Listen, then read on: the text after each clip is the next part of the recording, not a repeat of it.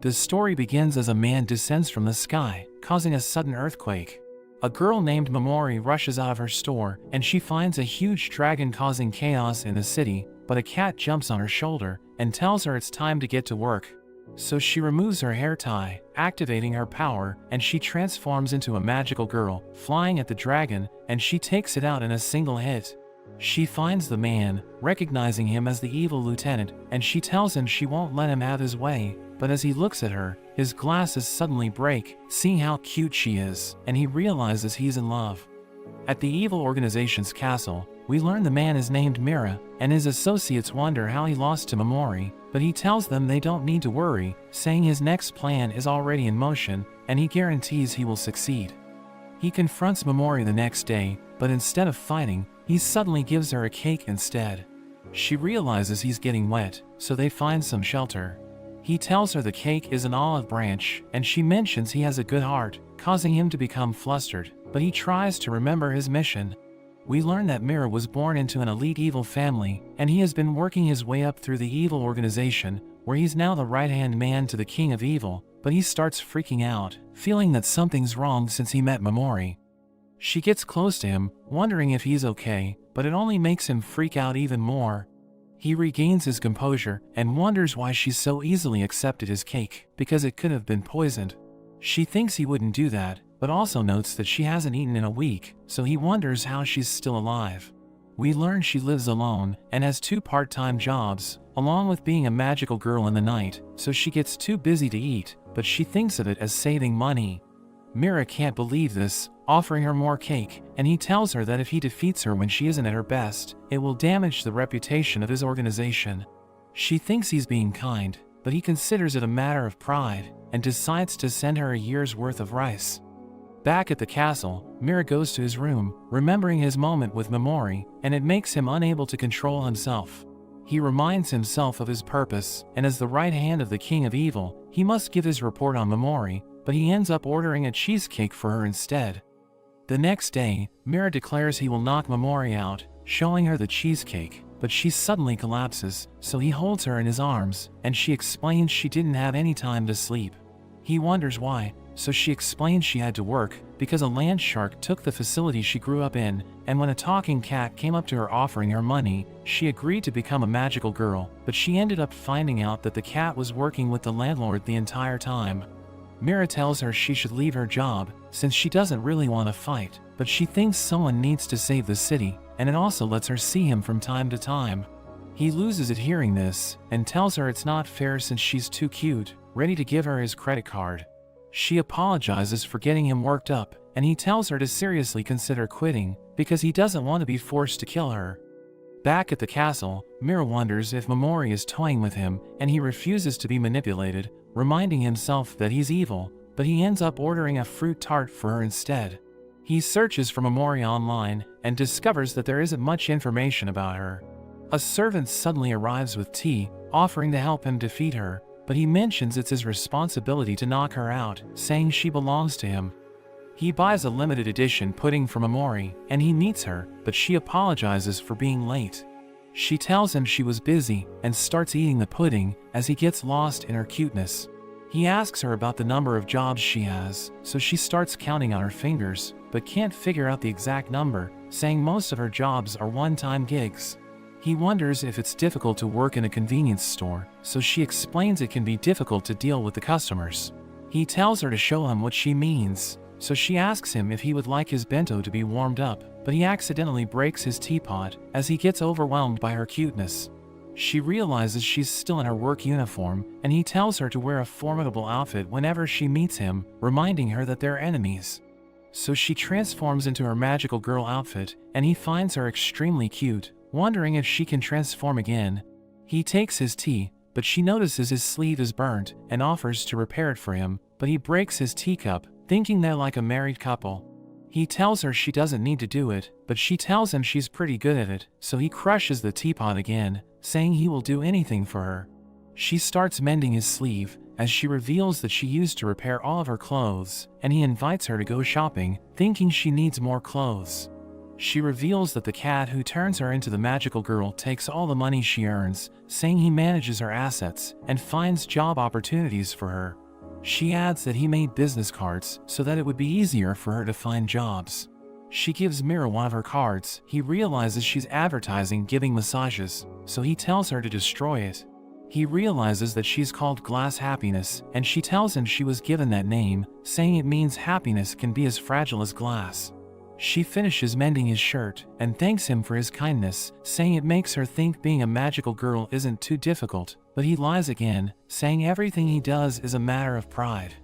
Mira returns to the castle, as we learn that he's famous for his cruelty and lack of emotions, but his subordinates wonder why he has a flower stitched to his sleeves. So they start gossiping, but he turns around, making them all silent and afraid, but he realizes he's setting a bad example for them. So the next day, Mira decides to attack the city with slimes, but he sees a video where Momori is being assaulted by the slimes, and she appears to be struggling, so he becomes angry, and he burns all of them with a massive fireball.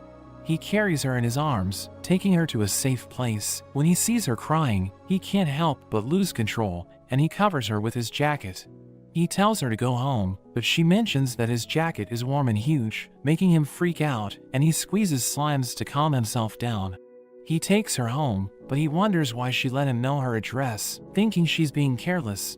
But she thanks him for his kindness, giving him her name, and they both say goodbye to each other, hoping they will meet again. After that, Mira notes that he finally knows Momori's name and address, and he thinks about sending the information to the higher-ups so that they can get rid of her. But his servant suddenly interrupts him, and he decides not to do it. Mira's companion questions him for showing no progress in defeating his enemy, but he explains that everything is going according to the plan, so they should stop worrying. He suddenly gets a phone call, so he excuses himself, as his companions think he can never be controlled by his emotions, because he's incredibly ruthless, but it turns out he ordered a special steak for Momori. Mira gives Momori a bouquet, and she also gives him a flower she made, as she mentions she's been making fake flowers recently, but he thinks she works too much, so he tells her to take care of herself.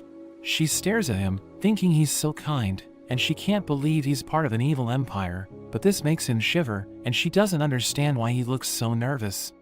After that, the cat tells Momori to bring him beer, and she notices the laptop screen displaying her video, where she was attacked by slimes, and he plans to sell it, knowing people are willing to pay a fortune just to watch it. Meanwhile, Mira is at a nightclub, because his companions asked him to join them, and he already regrets going there, but Momori suddenly approaches him, introducing herself as an employee. He's shocked to see her there, and he becomes defensive, saying he wasn't the one who wanted to go there. She suddenly starts crying, so he takes her out, asking her what's wrong, but she keeps crying, so he wipes her tears. When she's finally ready, she reveals that her video is being sold by the cat, and the ground starts shaking, as he becomes furious. Mira confronts the cat, telling him he's taking advantage of her, but he explains that he's just a guide, saying she belongs to him, so he can do whatever he wants with her.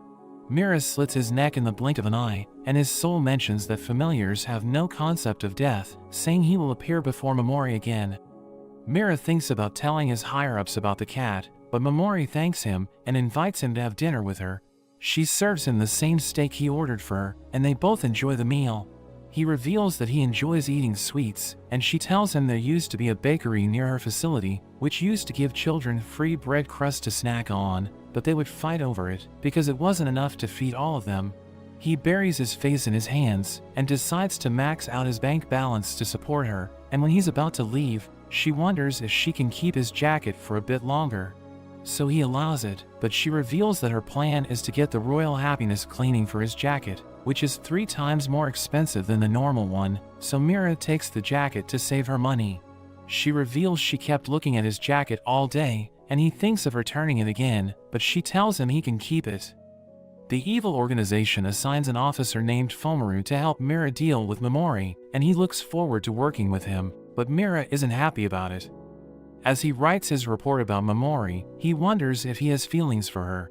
But he thinks he just wants to cheer her up because she always looks sad, so he reads a guide about gift giving, planning to give her everything she wants to make her happy. Fullmaru joins Mira for his next meeting with Momori, and he tells him he's always there for him, telling him to look into his eyes, which are filled with determination, but Mira orders him to calm down. Fullmaru keeps praising Mira, who finds a way to distract him by throwing a ball and telling him to fetch it, but he instantly returns. Momori arrives, and Fullmaru hides behind the bushes, as Mira thinks that Fullmaru has been sent by the King of Evil to keep an eye on him, so he needs to maintain his credibility and act cold in front of her. She comes running towards him, as she apologizes for being late, and he immediately loses his cool, but he manages to speak in an angry tone. She reveals that she wanted to see him, so he loses his mind, and he crushes the playground spring bouncer, which shocks Fullmaru. But Mira tells him it's his strategy to act friendly, so that she will drop her guard, and Fullmaru believes him. He thinks that if he doesn't look at her, he will get through it, but his eyes start to wander.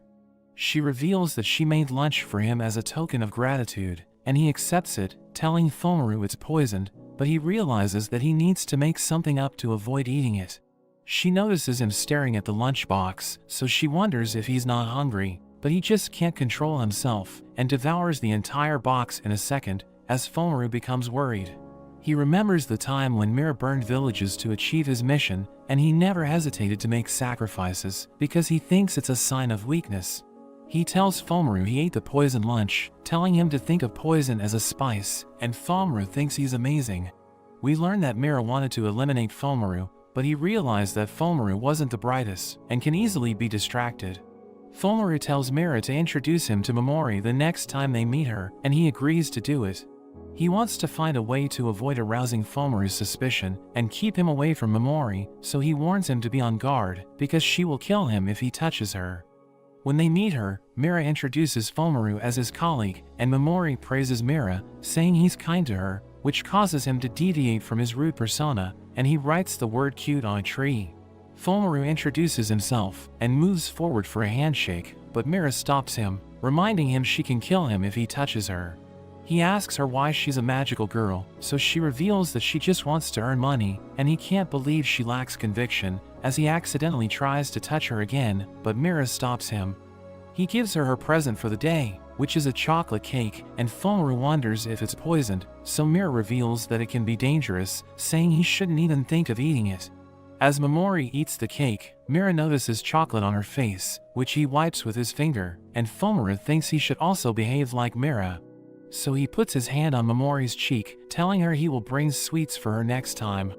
He thinks he has earned Mira's respect, but he realizes that he just made him angry. As they go to get drinks, Fullmaru tells Mira he was just trying to lend a helping hand, but they couldn't achieve anything today.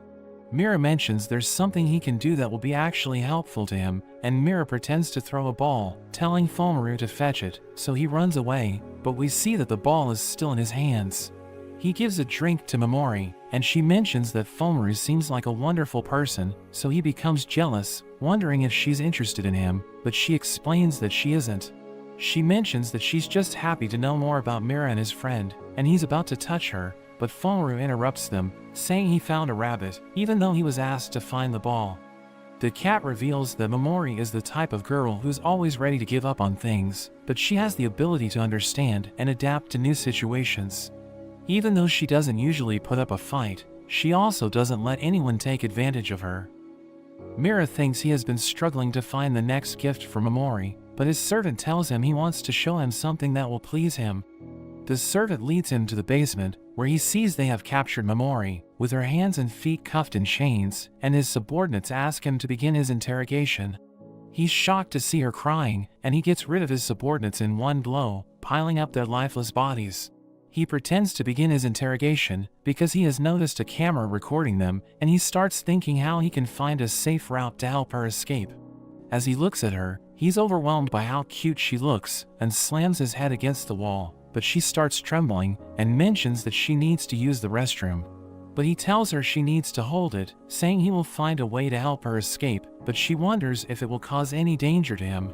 He explains that it doesn't matter, saying he won't let her get interrogated, but she mentions that he has already saved her several times, so he can do whatever he wants.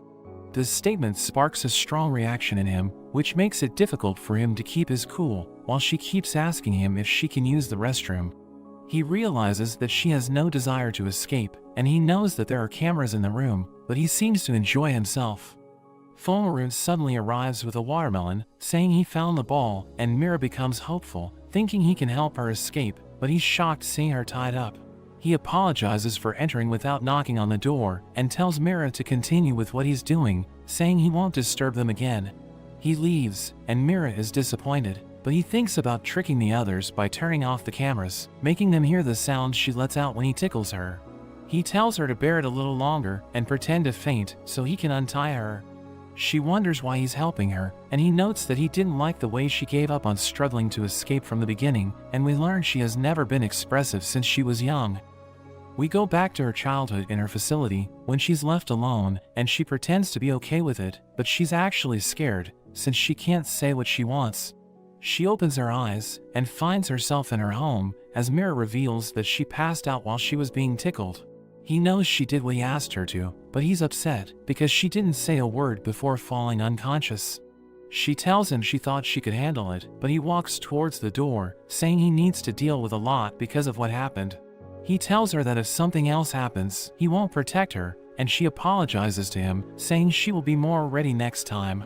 But he yells at her, because she doesn't get his point, and the thunder along with his voice scares her, so she starts crying. He lowers his voice, asking her if she really wants him to leave, and she begs him to stay with her, so he smiles, and he sits with her, but he tells her they're still enemies.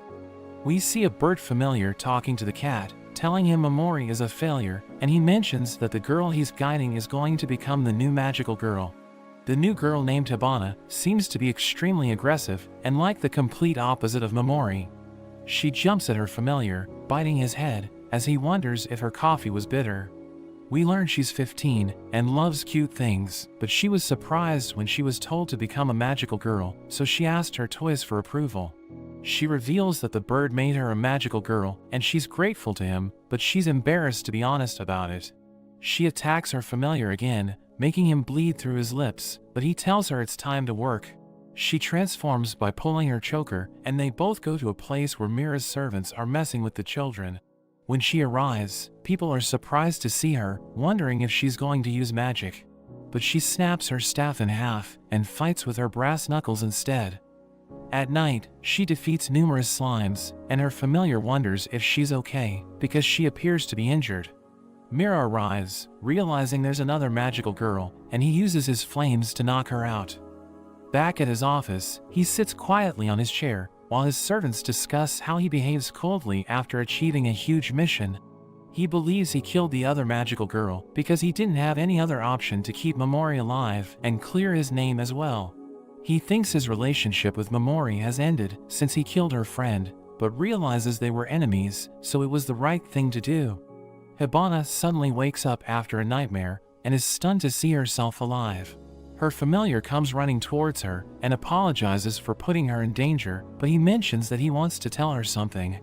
He begins by saying it's about the structure of magical girls, saying familiars are messengers of God who descend from the heavens, and they're entrusted with a message. They're also known as angels, and we learn that their duty is to select pure girls and turn them into magical girls. He explains that he isn't the only angel, so there are other magical girls in the world, and he thinks she has the potential to be the best, but he doesn't want her to prove it at the risk of her life. He apologizes for revealing the information so late, but she mentions that even if she isn't the only one, she will do her job, since it's her dream. Meanwhile, Momori is upset, because she hasn't seen Mira in the past few days, and while she's lost in her thoughts, her boss orders her to focus on work. Mira still feels regretful for killing Momori's friend, and decides to meet her for a final time so that he can formally end their complicated relationship. Mira tells Momori that they need to end everything between them, but she explains that she was worried since they haven't met in a while. He reveals that he killed her fellow magical girl, but she just asks him if there are others like her, so he becomes surprised. She wonders if she's a heartless person, because after hearing about another magical girl, she's just glad he has returned to her safely. He suddenly hugs her, telling her she melts his heart every time when she's so sweet, but she's confused, and Hibana suddenly arrives, shocking Mira because he thought she was already dead. We learn that Momori actually knows her, since they were classmates while they were in elementary school. She runs towards Momori for a hug, but her love language is actually violence, so she smacks Momori with a punch. The bird familiar suddenly appears, and he mentions that he wants Momori to stop being a magical girl because she fell in love with her enemy. She's shocked hearing this, and Mira can't even process the information. The bird tells her she needs to make a decision, asking her to choose between Mira's love or partnering with Hibana to fight evil, and she instantly picks Mira. Hibana tells the bird that removing Momori from her position is wrong, saying world peace isn't possible without love. He realizes his mistake and doesn't remove Momori from her post, but he tells her to prove she's on Hibana's side. After that, Mira takes Momori to her home, and he thinks he might have misunderstood that she actually loves him, but she behaves as if it's true, so he loses control, and he crushes the nearby pole. Meanwhile, the bird and the cat ascend to the sky, where they originally came from, and they're seen in their true forms, as they discuss their competition to determine whose magical girl will save the world. Momori tells Mira that the cat has disappeared, saying it has happened before, but he thinks it would be better if he doesn't return. We see them playing chess when the cat returns, telling them they shouldn't be there flirting. But Mira explains that they're still enemies, and they're playing a game against each other. The cat thinks it's just another way of justifying his cheeky relationship with Momori, and the bird suddenly arrives, revealing that today is the day when they will see whose magical girl is the strongest. The cat shuts the door on his face, but he enters anyway, and he starts comparing Momori's home to Hibana's, saying it's only as big as a storeroom in Hibana's house. Both of the familiars start comparing the girls, with the bird saying Hibana has been admired as a magical girl since her childhood, while the cat mentions that Momori's entire life depends on being a magical girl. The bird argues that Hibana can defeat the enemy empty-handed, while the cat claims that Momori can tame the enemy without force. The bird calls Momori's face expressionless, making her self-conscious, but Mira tells her he likes it. The familiars forget about their magical girls and start comparing each other, but Hibana reminds them they're meant to be ranking them, making them kneel down and accept their mistakes. We see Momori doing calculations for the month's expenditure, and the cat presents her with another job offer, where she needs to transport shabu shabu, a Japanese dish, but she isn't allowed to wear underwear while doing it. She wonders what kind of absurd request he just made, but he tries to manipulate her, suggesting it would look odd if she wears underwear while no one else does. She's disgusted by his logic and declines the job offer as she diverts the conversation to a different topic. She tells him that most of their money has gone to his social outings, but he explains that it's necessary because it's almost time for Christmas. Meanwhile, Mira is busy selecting Christmas gifts to buy for Momori, and his associates, Alcyone and Spica, join him to discuss gift ideas. Another girl named Bella overhears their conversation, and she becomes hopeful that the gift might be for her. Alcyone and Spica explain the significance of different gifts, saying a lipstick means a kiss, while a necklace could suggest a commitment, and clothes might imply a desire to undress. Bella imagines her unrealistic fantasies with Mira, leading her to run away overwhelmed by her own imagination. Momori and the cat are in a Christmas-decorated district when they run into the bird and Hibana, and the two angels start arguing again. We learn Hibana is there to gather ingredients for a pudding, while Momori and the cat are looking for budget-friendly foods. The bird and the cat start bickering again about whose magical girl can cook better, and they attract the crowd around them. But Hibana intervenes, saying the most important ingredient in cooking is love, and there's no need to argue about who's better, because everyone's experience is different. Momori later meets Mira, but she accidentally falls down, and he helps her get up. He wonders if she came to meet him during her break, and she explains that she wanted to see him, even if it's for a short time. He's flustered by her cuteness, so he asks her if she's free on the 24th and 25th. But she explains that she needs to work on Christmas for the extra pay, so he's disappointed. But she promises to work hard and get the evening off to eat cake with him, and she wonders if he's free around that time. So he mentions he's a busy guy, but he won't reject her offer to spend time with him, and she tells him she wants to say something selfish, inviting him to have dinner with her. He instantly agrees, but wonders why she thinks it's selfish, because they'd had dinner together before. She tells him she has never thought much about Christmas before, but she wants to spend the festival with him this year. He's surprised to hear it, and the thought of spending Christmas with her makes his glasses shatter. He freaks out, wondering what she's up to, but he regains his composure, asking her what she wants to eat, and she invites him to come to her place. We cut to Christmas Day, where where we see Momori selling cakes, but she feels cold, and Mira suddenly gives her his jacket.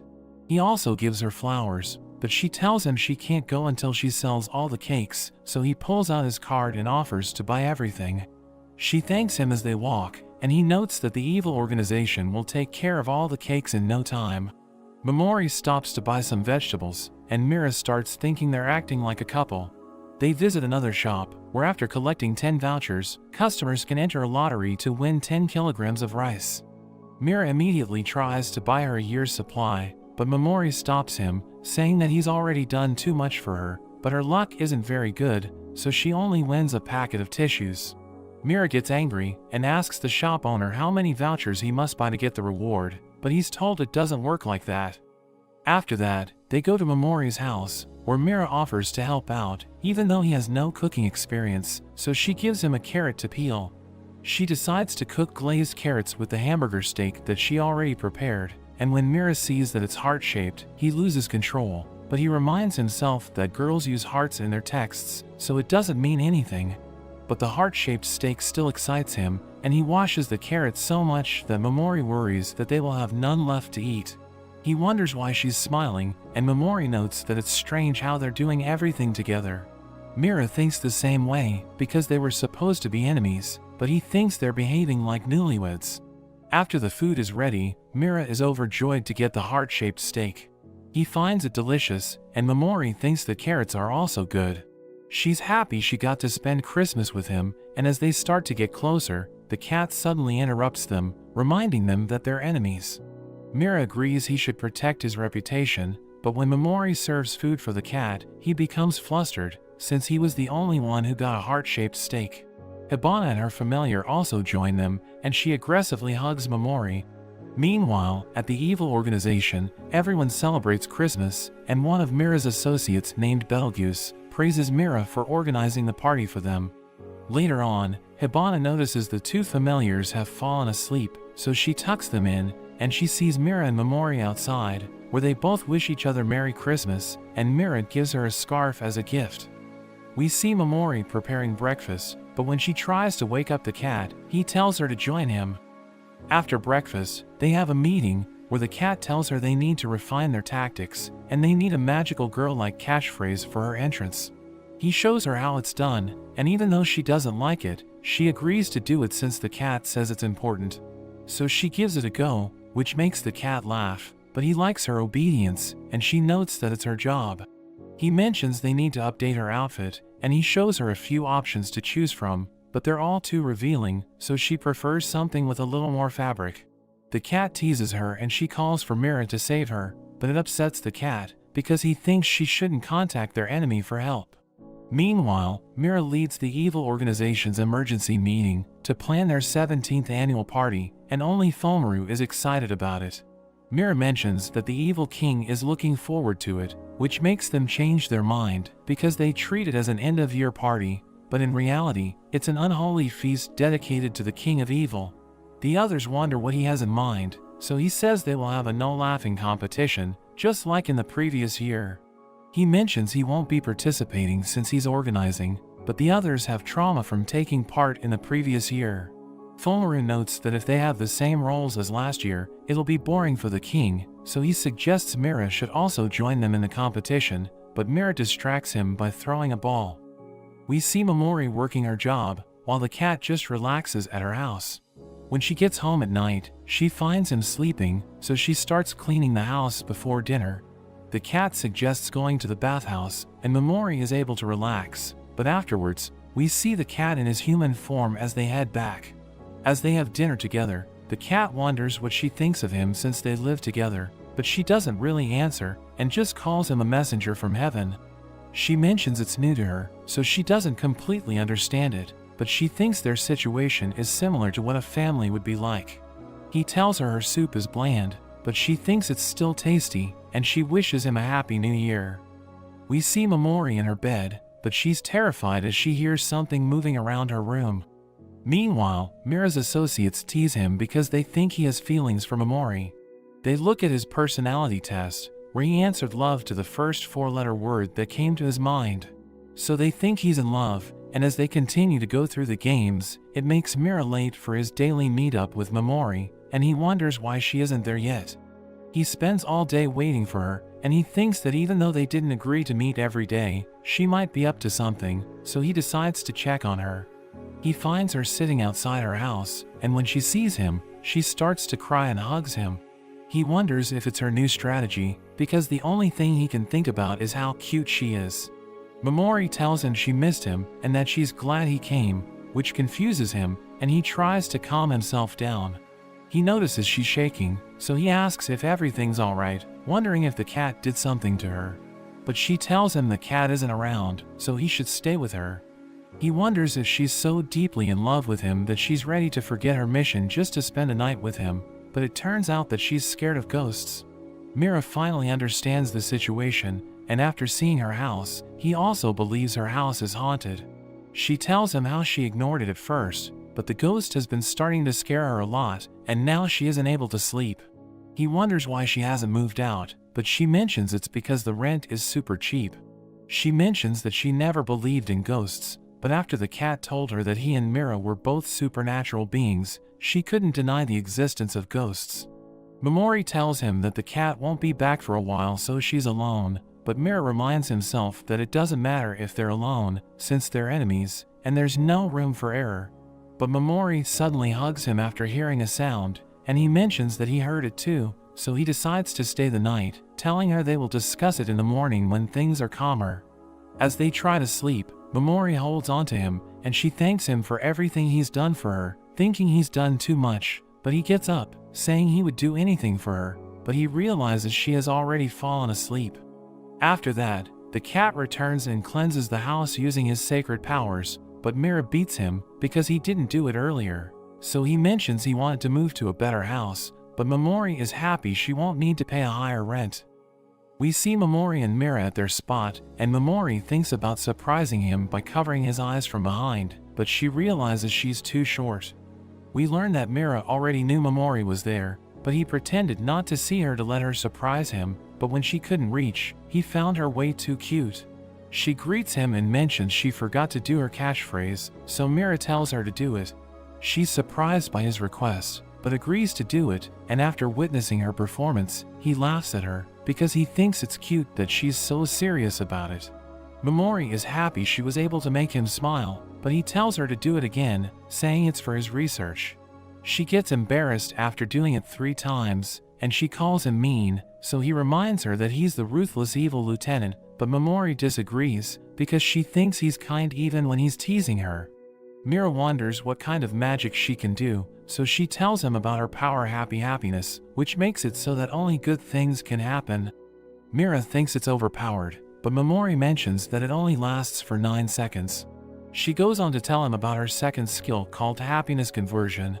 We learn it can turn any misfortune into happiness, but it requires Momori to experience misfortune herself, as the cat leaves her with a shady woman. She seems traumatized from her training, but she tries to show Mira her magic, but tells him he needs to do something to make her unhappy. She tells him to hit her, but he can't do it, so he tries pinching her instead, but he just thinks about how soft her cheeks are. He goes on to tickling her, but he stops because he can't handle it. They head back to Momori's place, and she apologizes for not being able to show him her magic.